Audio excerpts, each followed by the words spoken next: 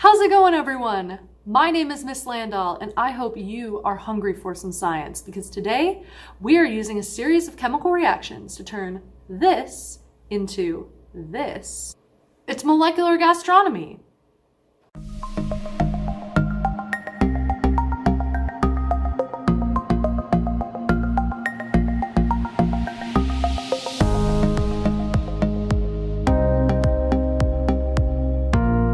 Now, let's head over to my lab table where I've got some supplies laid out, and we can talk more about this field that unites two of my favorite things, chemistry and food. Molecular gastronomy is the area of food science that explores the way ingredients in our food are physically and chemically changed when we prepare and cook it. In other words, molecular gastronomy looks at the molecules and how they change. There are a ton of cool ways you can play with your food and use science as an excuse to do it. The technique that we're using today to turn food into spheres has a very fitting name: spherification. The process is actually quite simple, but it can be a little bit tricky to get right. It relies on a chemical reaction between two compounds, sodium alginate and calcium chloride. Sodium alginate is made from seaweed, and it becomes gooey when it comes in contact with different chemicals, such as calcium. So when a solution of sodium alginate is dropped into a solution of calcium chloride, the molecules rearrange to form calcium alginate, which creates a springy shell around the liquid, forming our spheres. Now, let's look at the chemical formula. Sodium alginate plus calcium chloride gives us calcium alginate and sodium chloride, as in table salt? Yes, sodium chloride, or table salt, is a byproduct of this reaction. So trust me when I tell you you're gonna want to rinse these spheres off unless you want some lovely fruit punch with a dash of salt flavoring. Now, the really great thing about this lab is you can do it anywhere with the right supplies. It's great for a classroom or a laboratory, but you can do it at your own home as well. All of these supplies I found at my local grocery store or I ordered online, but make sure you're getting food grade, not laboratory grade chemicals. These are the ones that are safe to eat.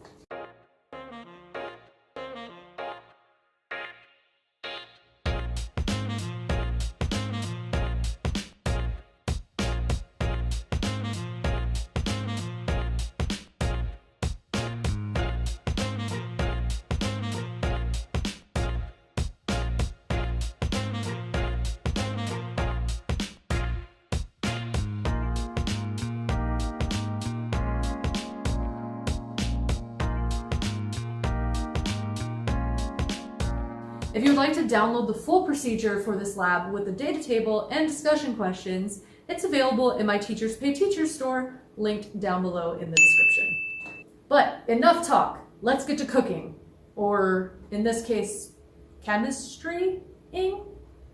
Here's what you'll need. A scale to measure your chemicals, beakers or graduated cylinders to measure your liquids, the juice that you want to spherify, a half cup or 118 milliliters, water, 1 cup or 237 milliliters, sodium alginate, 2 grams, calcium chloride, 2 grams, 3 disposable bowls, a medicine dropper or syringe, a few super scientific stirring sticks, a small strainer, a cup for all of your spheres, and I would recommend keeping 10 grams of sodium citrate on hand just in case the pH balance is off. First, measure out your materials and be as accurate as possible. This experiment can be finicky, so it's important to be precise. Now, you'll want to make your calcium chloride solution first.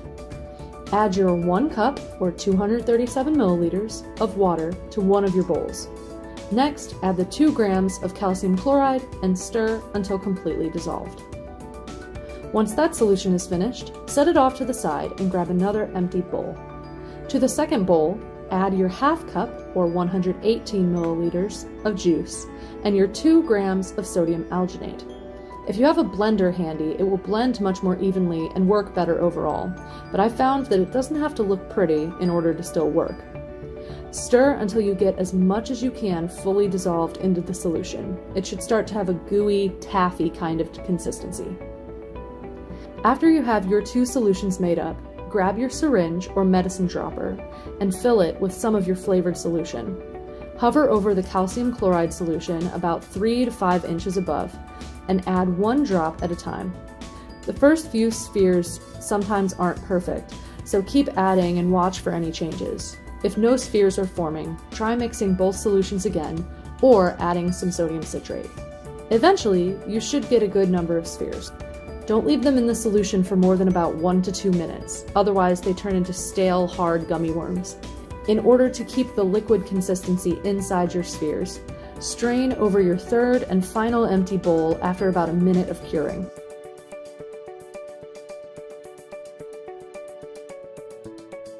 Rinse them under cold water briefly, and enjoy.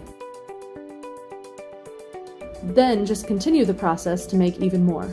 Experiment and see if you can make different shapes or sizes.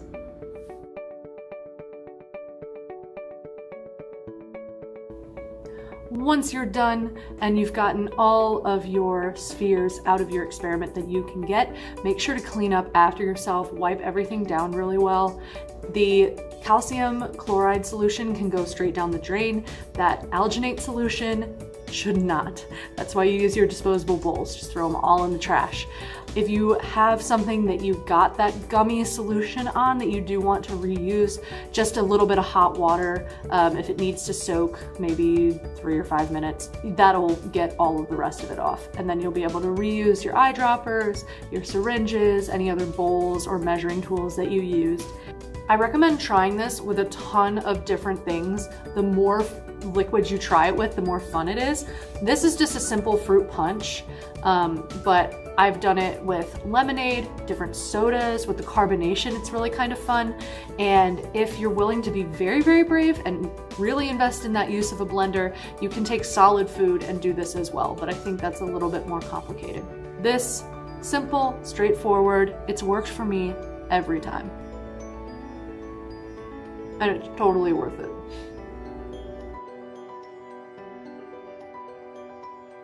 Thanks for watching, and stay tuned for more Shameless Science content.